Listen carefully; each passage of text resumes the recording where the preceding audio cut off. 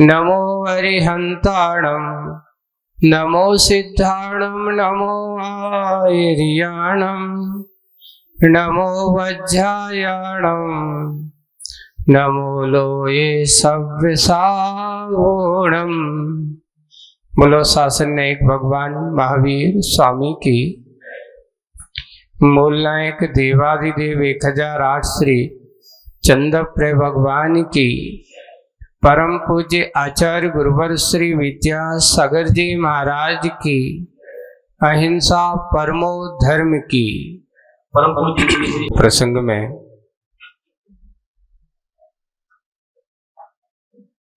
कुंभकार ने अपना काम प्रारंभ किया। माटी को फुलाने की तैयारी हुई थी। रस्सी की गांठ बंधी थी, वो गांठ भी खुल गई और साथ साथ एक उपदेश उसने दिया। रसना ने रस्सी के लिए, रसना ने रस्सी को एक बहुत बड़ा अच्छा संदेश दिया कि देख, मेरे जो स्वामी हैं वो निर्गंत पथ के पथिक हैं। कौन से पथिक हैं? जो निर्गंथों का मार्ग है, जिनका उपास्य देवता जिनकी अहिंसा है, ऐसे उनके मार्ग के स्वामी की मैं आज आपको परिचय कराने वाला हूं। मेरे स्वामी कोई सामान्य नहीं है। अब आप वे स्वामी जो निर्गंथ मार्ग के पथिक, अहिंसा धर्म को, जिसका जीवन को आराध्य उपास्य बनाया है, अहिंसा ही जिनके जीवन का सिद्धांत है, ऐसे उस धर्म की आराधना की बात करने वाले उस रचना को, उनके जीवन में ग्रंथि की बात तो होती नहीं है, निर्गंथों की ही बात होती है। हमारा मार्ग निर्गंथों का मार्ग है, वीतरागियों का मार्ग है, रागियों का नहीं है। इसलिए आगम में लिखा है कि सही मोक्ष मार्गी तो अगर कोई होता है तो निर्गंथ ही होता है, वीतरागी ही होता है, महाव्रती ही होता है। बाकी श्रावक को यहाँ मोक्ष मार्ग क्या होता है? तो बोले कि एक देश रूप में होता है। पूर्णता तो अगर देखी जाएगी तो इस वीतरागी के पास ही देखी जाएगी। इसलिए हम सदा उसकी चर्चा करते हैं, उसकी ही अर्चा करते हैं। आप अगर सिद्धांतिक दृष्टि से नहीं और प्रकृति की दृष्टि से भी देखा जाए तो प्रत्येक धरती पर जितने भी प्राणी हैं, इस धरती पर जितने भी हैं, सारे के सारे एक ही अवस्था होती, निर्गंत अवस्था, जो स्वाभाविक है। जाता भी वैसा ही है और आता भी वैसा ही है। जैसा आया है वैसा ही, बताओ क्या लेके आए हो और क्या लेके जाओगे। तो बस इतना ही है। अपने हाथ में कुछ भी बाहरी वस्तु लेकर के तो कुछ आए नहीं हो। हाँ, एक चीज जरूर लेकर के आए हो, वो है अपना पुण्य और अपना पाप। निर्गंथ पद का पथिक आता है, विशेष पुण्य कर्म का उदय लेकर ही जाता है। यहां पाप अर्जन का कोई काम नहीं होता। सही पथिक वही है। इसलिए जिसके जीवन का उद्देश्य अहिंसा हो, जिसके जीवन का सत्य हो, अचौर्य हो, है ना, ब्रह्मचर्य हो, अपरिग्रह का सिद्धांत हो, वह हमारा सही निर्गंथ है। वही हमारा वितरागी है, वही हमारा सही उपास्य और है। ऐसे उपासों के मार्ग पर चलने वाले, निर्गंथों के मार्ग पर चलने वाले हमारे स्वामी, जो सदा निर्गंथों की ही अर्चा पूजा चर्चा करते हैं और किसी की कोई बात नहीं करते, सदा चलती है यही जीवन की भांति।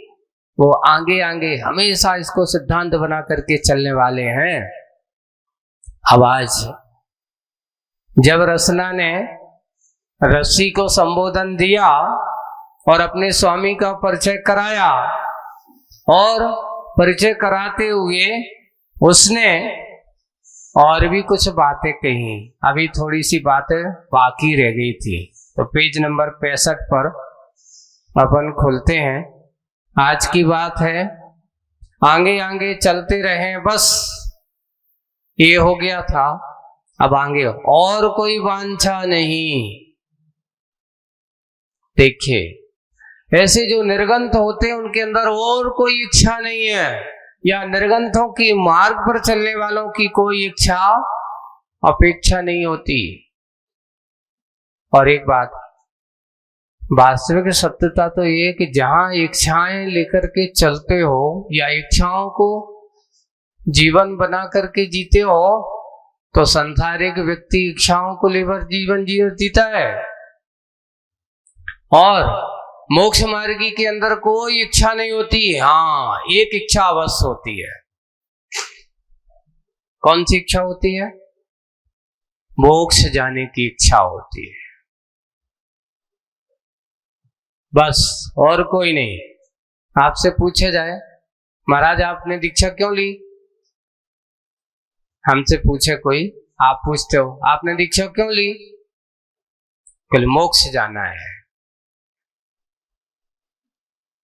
आपने पूजन क्यों की? कल्याण करना है। हमें भी संसार से, इन विषय भोगों की इच्छाओं से ऊपर उठना है। इसलिए हम तो रागी हैं और भगवान वीतरागी की आराधना कर रहे हैं, पर रागी की भूमिका में वीतरागता कैसे मिलेगी? मिलेगी एक एक धीरे धीरे धीरे धीरे। उस वीतरागी की शरण में आप जैसे जैसे पहुंचते चले जाओगे, और रागी ही वीतरागी के मार्ग को प्राप्त करते हैं। कोई जन्म से वीतरागी, शरीर से वीतरागी निर्गंथ हो सकते हैं, पर मन से निर्गंथ होना ही सही निर्गंथता है। यानी अंतरंग की कसायों की ग्रंथि खुलने का नाम निर्गंथ दशा है। बाहर की अकेली ग्रंथि खुली है और अंतरंग की ग्रंथि नहीं खुली। अंतरंग में कसाएं भरी हो। तो आचार्य ने एक समय सार में लिखा है, मासोपवास करना वनवास जाना, आतापनादि तपना तप को तन को सुखाना, ये व्यर्थ है श्रवण के बिन साम बाना। एक पंक्ति और छूट गई अभी वैसे, आतापनादि तपना तन को सुखाना, और मासोपवास करना वनवास जाना, आतापनादि तपना तन को सुखाना।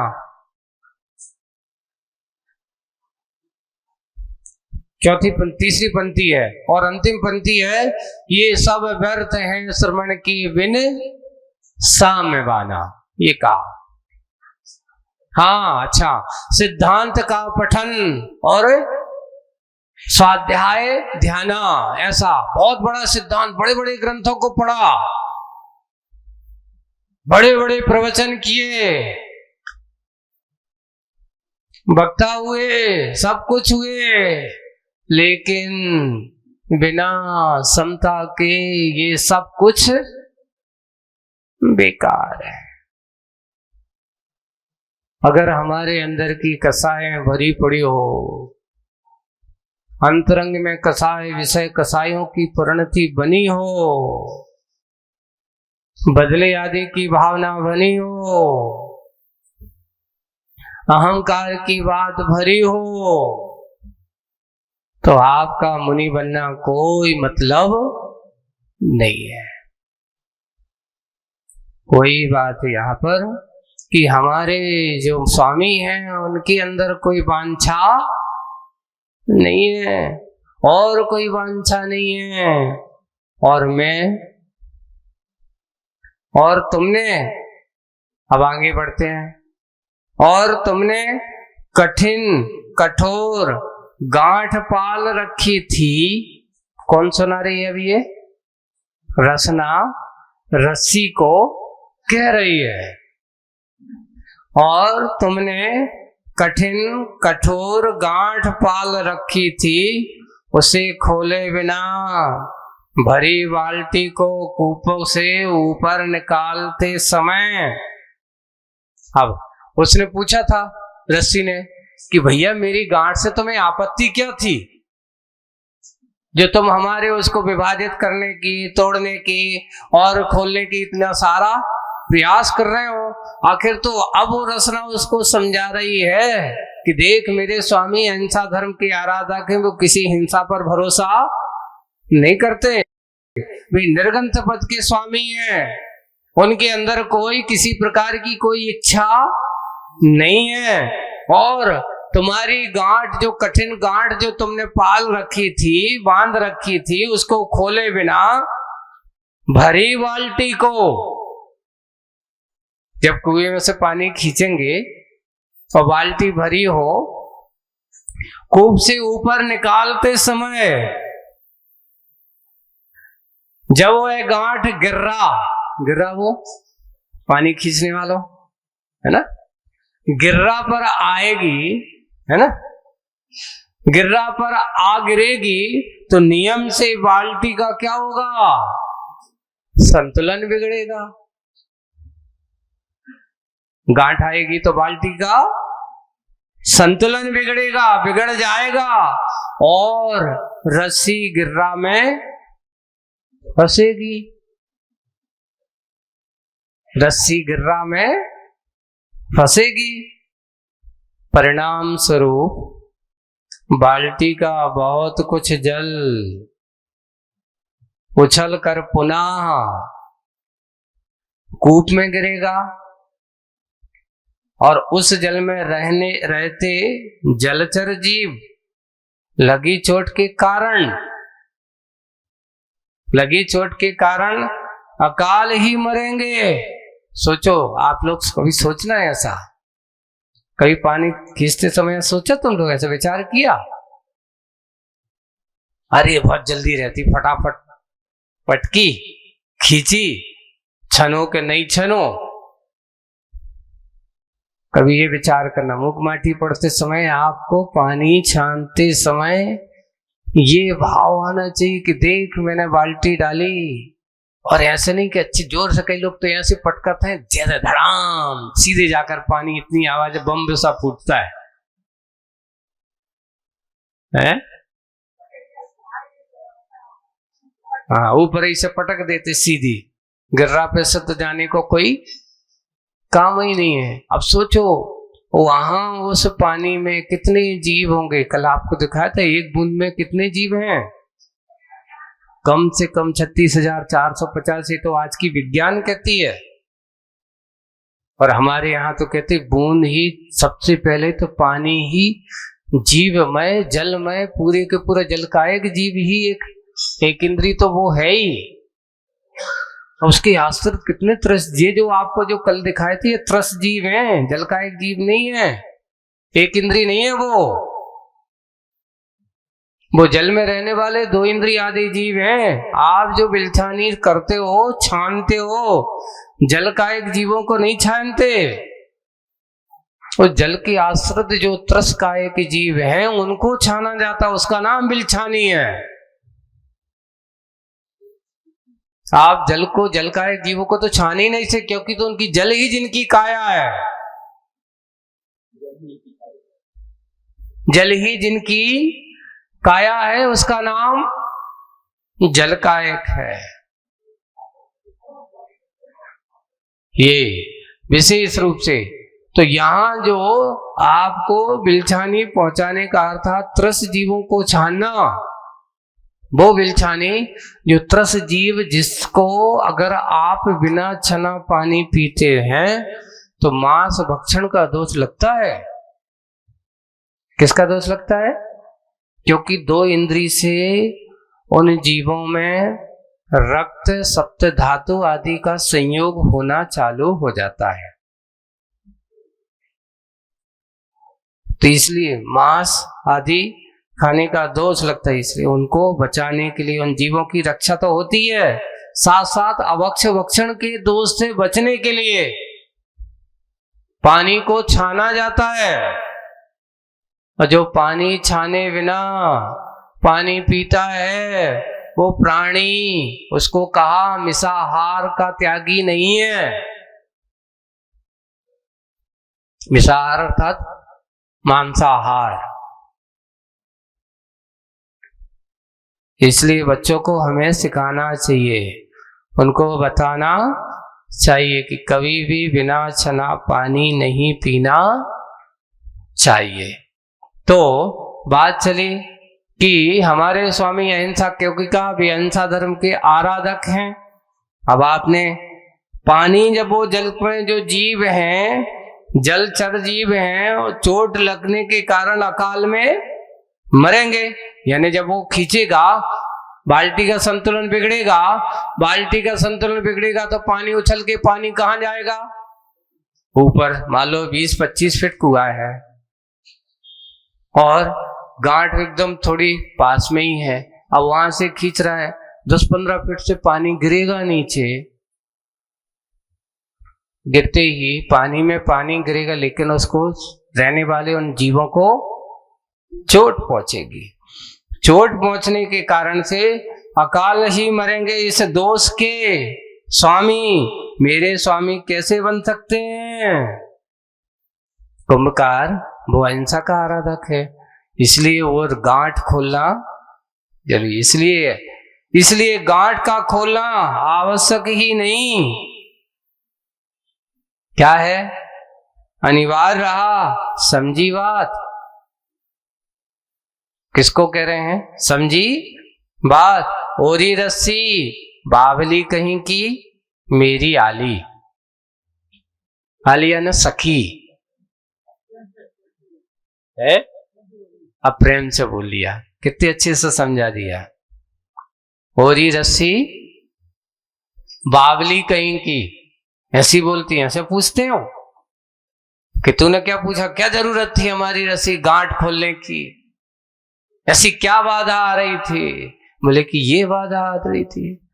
बंधुओं, आज आपको रस्सी और रसना का निमित्त बना करके तुम भी अपने आप को समझना कि पानी छानने की प्रक्रिया में हम कितनी गलती करते हैं। बहुत सावधानी रखना चाहिए, ये सोचना चाहिए। बहुत सबसे बड़ा तो वही है कि देखिए, आप एक देश व्रती का या अहिंसा व्रत, अहिंसाणु व्रत का पालन करते हो, महाराज तो खैर पानी निकालने का कोई सवाल है नहीं।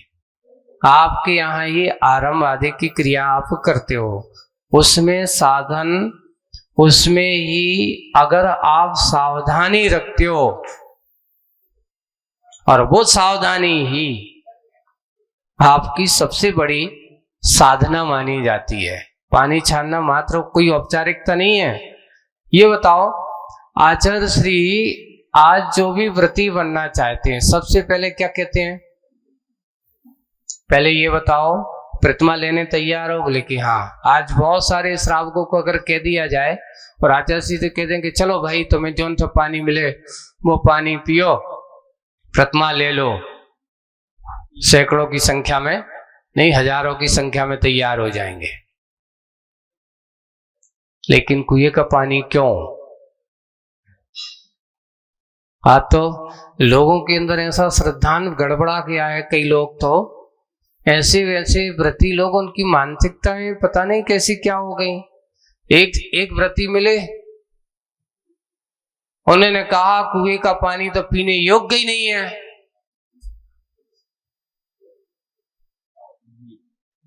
मैंने कहा भाई क्या हो गया, क्या कह रहे हो? बोले सबसे गंदा पानी। अगर कुआं गंदा है तो तुम कहो कि पूरे कुएं गंदे हैं। ये गलत धारणा है।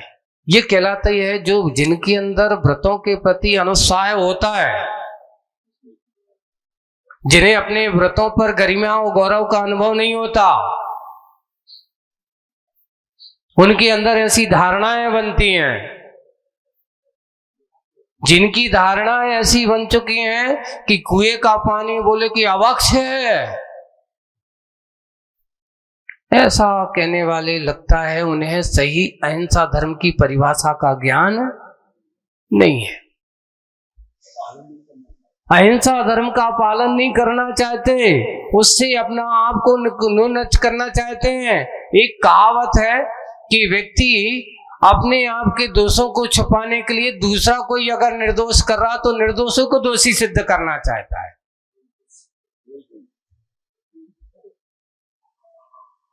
दूसरों को दोषी बनाए, ऐसा कह करके वो अपने अंदर के व्रतों को निर्दोष करना। स्वयं तो दोषी बना हुआ है, स्वयं अहिंसा धर्म का पालन नहीं कर रहा है, दूसरा अगर करता है तो उससे भी कहते भैया ऐसा मत करो, इससे कोई नहीं और हिंसा होती है, पाप होता है, अशुद्ध है। इसलिए आचार्य जी पहले कहते नहीं। आज आप देखिए बहुमान सम्मान की दृष्टि देखते हैं, एक सामान्य से बोर के पानी में, एक सामान्य श्रावक के भोजन में और एक व्रती शावक भी वैसे ही पानी से करे तो उसकी और उसमें कोई वो कहते अरे का है, तुम्हें और हमें अंतर है, का है, वही पानी तुम पी रहे वही हम पी रहे।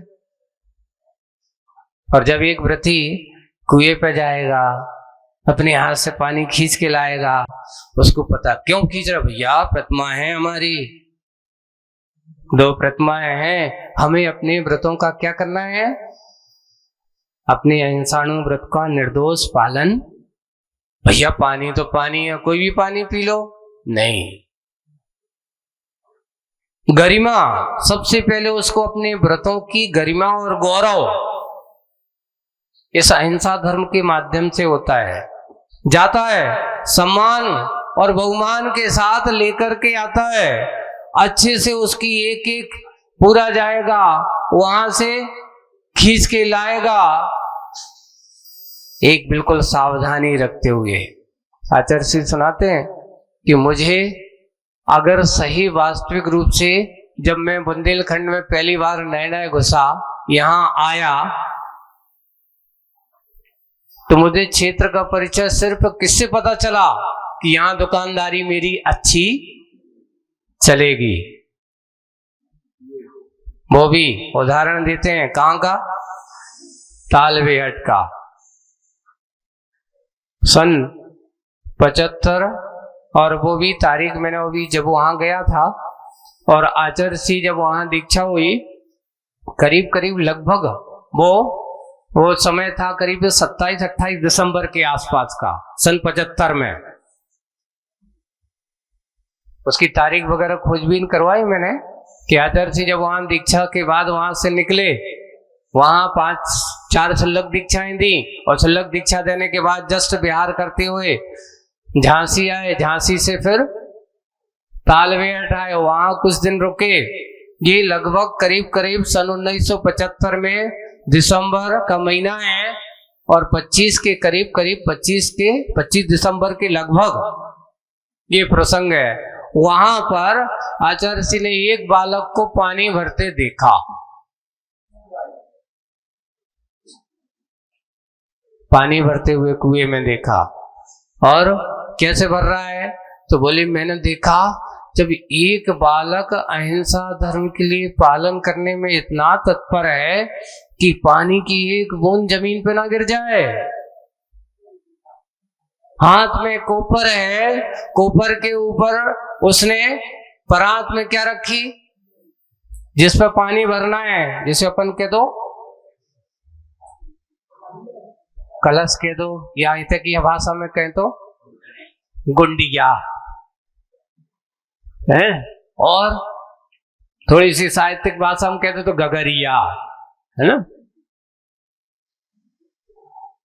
तो उन्होंने उसको उसमें रखा, रख करके कपड़ा, अच्छा पहले फटकारा। एक और ध्यान रखना चाहिए, छन्ना कभी भी उठाओ है तो सबसे पहले काम होना चाहिए आपका फटकारना। फटकारने के बाद देखिए कि उसमें साफ सुथरा है कि नहीं तो छन्ना इतने अच्छे हो जाते हैं कि लगते हैं कि 6-7 महीना और साल 1.5 साल से धुलो तक ना हो। ऐसा छन्ना नहीं होता, सबसे पहले साफ होना चाहिए। छन्ने का प्रमाण कम से कम, छन्ने का प्रमाण के साथ साथ उसमें लिखा है कि जैसे कि बर्तन है, एक ज्यादा जो गगरिया होती है 10 से 12 लीटर पानी की गगरिया वाली ले लो, सामान से आदमी एक हाथ में लेकर के चलता है, उस पे उसके प्रमाण को लेकर के कहा 1 गज का कितना होना चाहिए, 1 गज का लट्ठा होना चाहिए, सूती कपड़ा, टेरिकाट नहीं, लट्ठा का कपड़ा हो और 1 गज का, 1 बाई 1 गज का अर्थात 1 हाथ करीब 2 हाथ, 1 हाथ जो करे 2 हाथ का करीब 1 हाथ, 2 हाथ का 1 गज होता है करीब करीब 3 मीटर, 3 फीट, हाँ सॉरी 3 मीटर नहीं 3 फीट, हाँ 90, तो 3 फीट करीब ऐसा, और 3 फीट दोनों होना चाहिए, और फिर वो डबल होना चाहिए, एक बार नहीं, इतना मोटा नहीं, डबल हो। उसकी फोल्डिंग करके देखो, किसको देखो, सूरज को देखो, सूरज की रोशनी या सूरज का बिंब उसमें दिखाई ना दे, इतना मोटा होना चाहिए। अब आज हम पानी छानते हैं, हम कई जगह की छन्ना देखते हैं तो इतना सौ कपड़ा है वो भी सिंगल ऐसे ही डाल दो, बोले कि छन गो, पानी छन गया कि क्या छना के कुछ नहीं है। कपड़े की छन्ने का माप हमारा अच्छा हो। उसने कपड़ा डाला, कपड़े डाल करके अब उसने धीरे धीरे बाल्टी नीचे उतार, जैसे आचार्य जी ने मुख माटी, बोले कहाँ लिखा, बोले कि पानी छानते, वहां से देखा, देख देख करके मुख माटी में ये प्रसंग तुलनात्मक और अच्छे से लिखे गए। धीरे से खींच रहा है, उठाया, जैसी बाल्टी ऊपर आती थोड़ी हिलती, रुको जल्दी मत करो, थोड़ी सी स्थिर हो जाए, धीरे से पकड़ो, पानी गिरना नहीं चाहिए। अब कई लोग झटके के साथ खींचते हैं तो उसमें पानी छलक के पुनः गिरता है। अगर हम कहीं यहां पे एक प्रतियोगिता कर दी जाए एक रविवार को, पानी छानो प्रतियोगिता,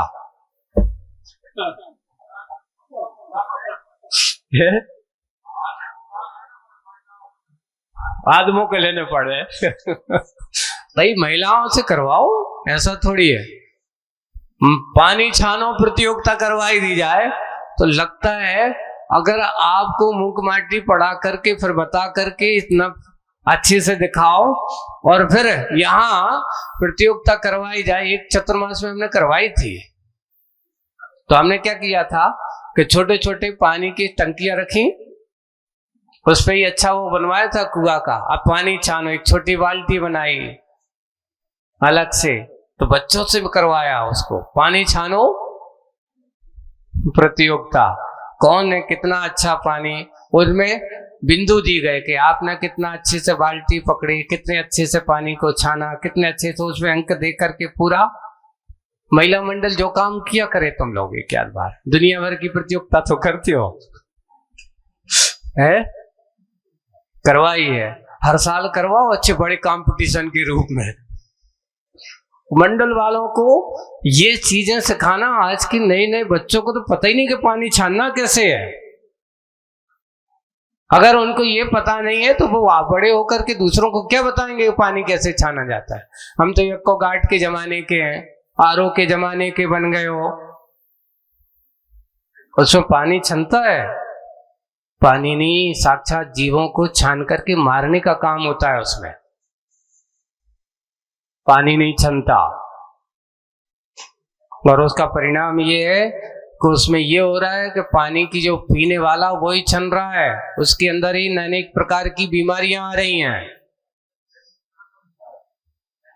हाँ, और ये थैली जो आप लोग जो कहते हैं, मैं तो कहता हूं थैली बांधना और उन अकाल में जीवों को मारना है लटका करके। आप क्या करते हो? छान देते हो, छानने के बाद फिर क्या हुई में बनी रहती है, वे जीव आकर के छन गए, नहीं मरने हैं तो मर जाएंगे। वो विलछा नहीं होती क्या उसमें? अब बाथरूम में, लेट बाथ में, सब जगह तुमने लगा तो दी, पानी छन तो गया, लेकिन उसमें जो आकर के जीव रुका उसका क्या हुआ?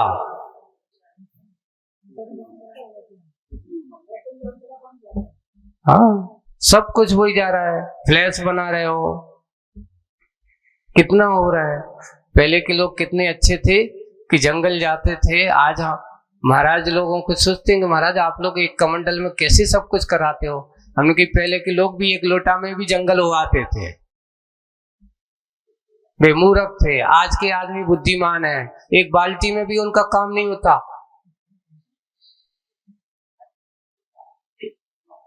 है। अब यही है, जमाने की बातें हैं, कितनी बातें करें। तो बात आज पानी छानने की है। छन्ना हमारा साफ होना चाहिए, सुथरा होना चाहिए, नया होना चाहिए। ज्यादा से ज्यादा आपको 2 महीने के भीतर अपना छन्ना बदल जाना चाहिए। 2 महीने से ज्यादा तो होना ही नहीं चाहिए। एक और है, आज अगर हम घरों में छापा मारा जाए, किन किन के घरों पे अच्छा छन्ना है? अभी झूठी मत बोलना, इतने घरों में छन्ना है अब, है ना।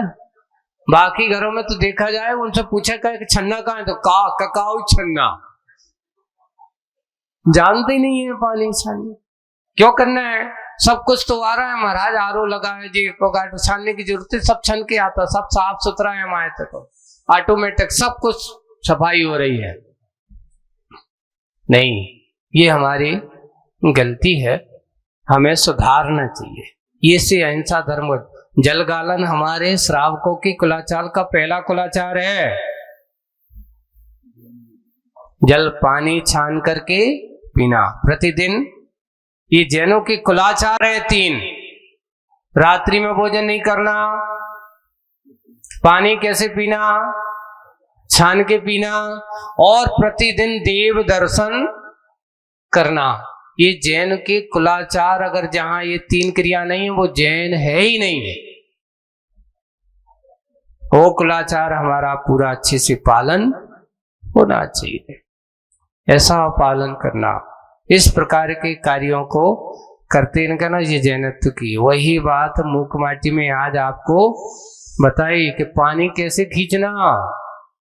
गांठ का बहाना निमित्त बनाया है, पर वो गांठ अपनी जगह है। वो गांठ इसलिए खोली क्योंकि पानी खींचेंगे तो पानी गांठ वाली रस्सी से, तो अब पानी बैलेंस बिगड़ेगा। किसका? बाल्टी का बैलेंस बिगड़ेगा तो पानी नीचे गिरेगा, पानी नीचे गिरेगा तो जीवों की हिंसा होगी। उस हिंसा से बचाने के लिए गांठ खोलना जरूरी है। और ये रस्सी समझ में आई है ना? बड़े अच्छे से रसना ने रस्सी को अपनी सखी समझ करके समझा दी है, और उसकी बात समझ में आ गई, गांठ खुल गई, उसके मन की ग्रंथि भी खुल गई। मन में जो जिज्ञासा थी, ये भी तो एक जिज्ञासा, एक ग्रंथि है, वो जिज्ञासा भी दूर हो गई।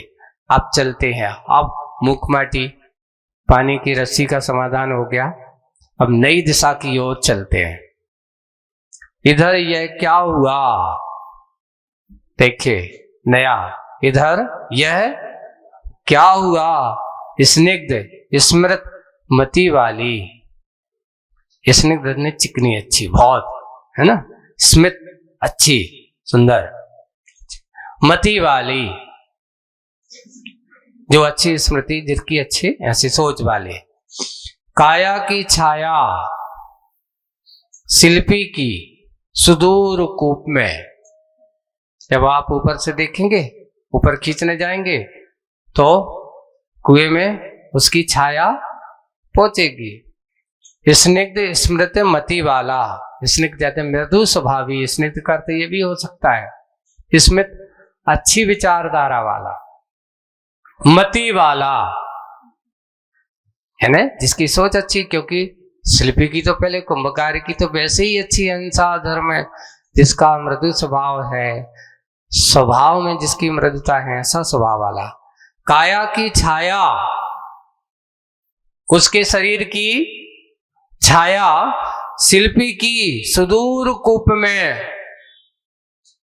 यानी उस कूप के नीचे तल में, स्वच्छ जल में, स्वच्छ जल में स्वच्छंद तैरती, विचरण करने वाली, स्वच्छंद रूप से, कोई बंधन जिसका नहीं है। मछली पर जा पड़ी, मछली पर जा पड़ी, मछली की मूर्धना, मूर्धना अर्थात मुख, उसका मुख ऊपर की, ऊपर मुख किए हुए उसका नाम मूर्धना। मछली की मूर्धना ऊपर उठी, यानी उसका मुख ऊपर की ओर देखने, जिज्ञासा भरी दृष्टि से देखने के लिए ऊपर हो उठी, और उसकी मानस स्थिति भी ऊर्ध्वमुखी हो आई, विचार भी ऊपर हुई, और अब सोचना है कि कौन है क्या है। मानस यानी सोच, स्थिति, उसकी सोच, क्योंकि वो भी संगी पंचेंद्रिय है, वो भी मन वाली है, इसलिए मानस स्थिति भी ऊर्ध्वमुखी हो आई। परंतु उपरिल काया तक मेरी काया यह कैसे उठ सकेगी? ऊपरी वाली काया मनुष्य की, शिल्पी की है, मेरी काया वहां तक कैसे पहुंच सकेगी? क्योंकि मैं तो पैर वाली, जल में तो चल सकती हूं पर ऊपर चढ़ नहीं सकती। उपरिल काया तक मेरी काया कैसे उठ सकेगी? यही चिंता है मछली की। मछली को काया जड़ है ना, ये काया कैसी है? जड़ है ना। जड़ को सहारा अपेक्षित है, और वह भी जंगम का। किसी के सहारे लिए बिना मैं ऊपर तक पहुंचने वाला नहीं हूं। देखिए, जंगम का अर्थ यहाँ पर, यानी जो शरीर जो स्थिर है, जो सहारा है, जड़ स्वभावी है, इसके बिना सहारे लिए हुए मैं ऊपर तक पहुंच नहीं सकती, और वह भी जंगम का है। सुनो, काया से ही माया पली है। आपको एक संदेश मिल रहा है, काया से ही माया फली है, और माया से प्रभावित मति मेरी यह मति सन्मति हो सकती है, और माया उपेक्षित हो तो। अगर माया से भरी तुम्हारी काया है, एक भजन गाते थे और पहले एक संगीतकार, सुन लो माया के धनी, है ना, ये काया भी तेरी साथ न जावे, ऐसा आगे, सुन लो माया के धनी, गर्व न करियो ये माया काहू की नहीं, सुन लो माया के धनी। अब ये भजन तो पुराने भूल गए, कोई याद नहीं, अब तो सब नए नए में जमाने में आ गए। ये माया, एक काया में ही माया क्या होती है? पली है। कितनी बार छुपाते हैं। माया किसे कहते हैं? अर्थात मन में कुछ और वचन में कुछ, मन में आया कुछ और वचन में आया कुछ। ऐसी ही मन की बातें अलग और वचन की बातें कपट स्वभाव जब तक तुम्हारा है, ये कपट स्वभाव ही माया का अंग है। हाँ, भोला वाला एक कहावत है, अभी आगे आचार्य जी बहुत अच्छा उदाहरण दे रहे हैं इसमें, कि देखो एक व्यक्ति है, दिखने में तो बिल्कुल ऐसा सीधा दिखता है, ऐसा सीधा दिखता है कि लगता है इससे सीधा कोई दूसरा नहीं है। जैसे कि आप गौर करना, छिपकली है ना, कैसी शांत बैठी रहती है,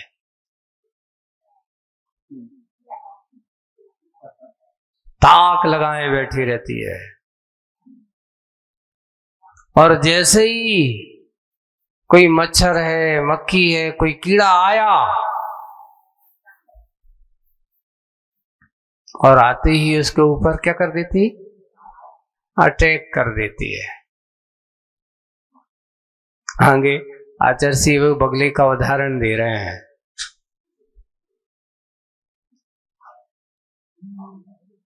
अभी आपको ऐसे लोगों से जो बिल्कुल शांत बैठती हो, चुपचाप बैठते हो, ऐसे लोगों से संभल के रहना चाहिए। एक नीतिकार ने लिखा है, जो आदमी धीरे बोले और मीठो बोले उसे संभल के व्यवहार करना।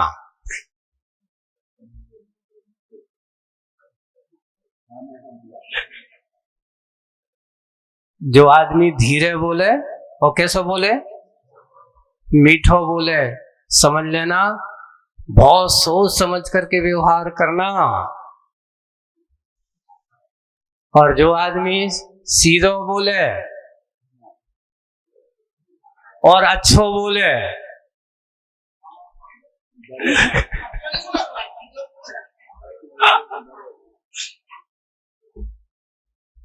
ये व्यवहारिक दृष्टियों से कहा, मायाचारी आदमी हमेशा ऐसे ही शब्दों का सहारा लेता है, सामने वाला सोचे बुरा होने लग जाए, बुरा होने लग जाए, और मन में ओके, मन में तो बुरा है, जो कायक हो आ गए थे यार। व्यवहारिकता अपनी जगह है, अपने मन में कभी भी किसी के प्रति माया और छल कपट का अभाव अगर आता है, छल कपट वाला व्यक्ति, मायाचारी व्यक्ति, जिनके मन में और वचन में ये व्यवहारिक दृष्टि से कहा, इनसे हमेशा दूर रहना चाहिए। इनके साथ रहोगे तो कभी कभार क्या होता है, आपको एक उदाहरण दिखाते हैं। देखिए, एक कहानी है, बीच में अच्छी सुनाते हैं, कि कभी कभार ऐसे दुष्टों की संगति में रहने वाला सज्जन भी पिट जाता है, लुट जाता है। मूर्ख एक बात है, एक बार पहले ये अपने सोनी स्वर्णकार गांव गांव जाते थे, गंजी करते थे, है ना, अपने कमाने जाते थे पैसा, तो अपनी संपत्ति वगैरह लेकर के जाते थे। अब हुआ एक गांव से दूसरे गांव जाना है, और किसी ने कहा कि भाई देखो ये रास्ता अच्छा नहीं है, इस रास्ते में चोर लुटेरे हैं, लूटे। तो बस सोनी सोचता है कि भैया ये तो और अपने पास तो फिर भी है पहले से, अगर अकेले गए तो फिर क्या हो जाएगा, लुट जाएंगे। तो उसने कहा, वो बैठ गया गांव के बाहर, कोई क्या साथ में मिल जाए, एक से भले दो। तभी एक व्यक्ति आया, अनजान, बिना पढ़ो लिखो, अच्छा जवान जरूर था। अब उनके साथ वो चला, तो बोले कि कहाँ जा रहे, फलाने गांव जा रहे हैं। अच्छा हमें भी वहीं जाना है, बोले कि चलो।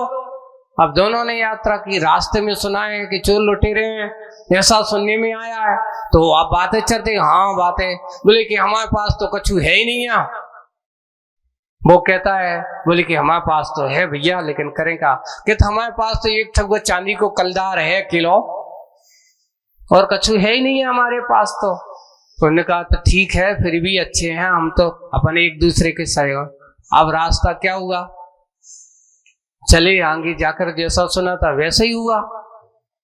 सामने देखते हैं कि 2-3 अच्छे घोड़े पर से बंदूक टांगे हुए 2-3 आदमी आ रहे हैं। अब स्वर्णकार ने देखा और इधर उसने भी देखा, उसके पास तो 1 रुपया था, तो उसने क्या करो, स्वापी बांधे था, स्वापी बांधे था, तो उसने लिया और अपने वो रुपया कहां छुपा दिया, स्वापा में उसके अंदर छुपा के और बांध दिया। और बाकी कहते खाली, अब वो कहते हमारे पास तो बच्चे ही नहीं, चला गया। सामने पहुंचा, कौन हो, कहां से आए हो, उन्हें खड़ा कर गया, क्या है निकालो, कि हमारे पास तो कुछ नहीं। उन्हें देखा था, कहा कुछ नहीं है। लेकिन बदमाश आदमी जब कोई किसी के आने तो वो आए तो बार बार वो हाथ कहां रखे, अपने सिर पे रखा। जब तेरे पास को नहीं तो सिर पे हाथ क्यों रखे, ये बताओ।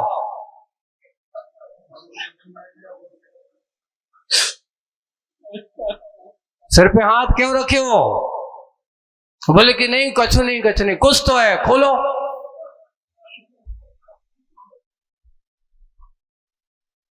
देखिए आप, खोला, खोलते ही उसका वो चांदी का कलदार निकल के आ गया। उसने जैसे ही हाथ में उसको मारा पीटने के, दो मुझे, हाथ में लिया। अब हाथ में लेते ही कहता है, जा बताओ जो असली है कि नकली। बोले कि नहीं असली है, हम तुम्हारी बात कैसे माने, अगर तुम्हें नहीं मानना तो वो तो झाड़ियों में वो सोनी छुपो, उसे पूछ लो।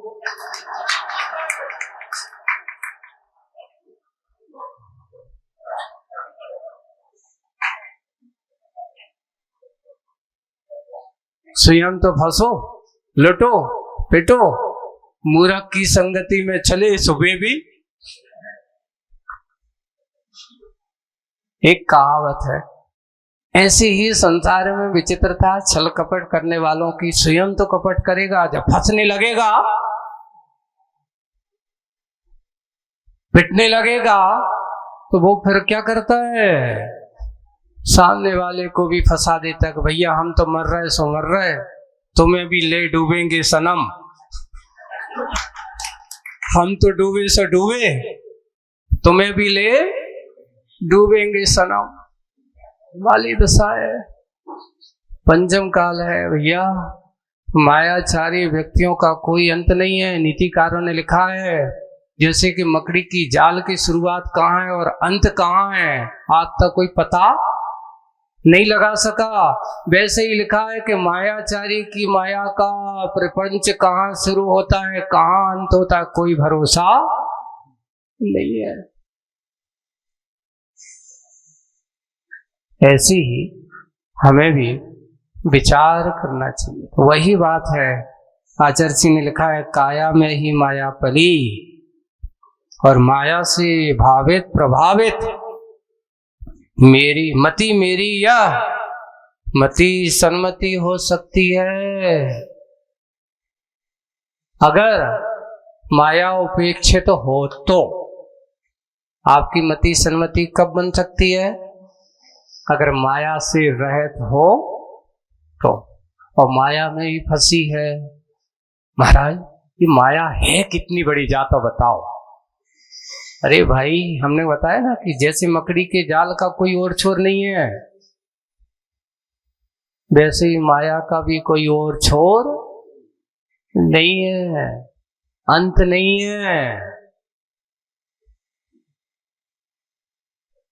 वैसे ही आप लोगों विचार करना, अच्छे से सोचना, चिंतन करना। आज की ये सूत्र है गुरु जी का, है ना, काया में ही माया पली और माया से भावित प्रभावित, मति मेरी यह मति सन्मति हो सकती है, पर कब हो सकती है, माया से उपेक्षित हो तो।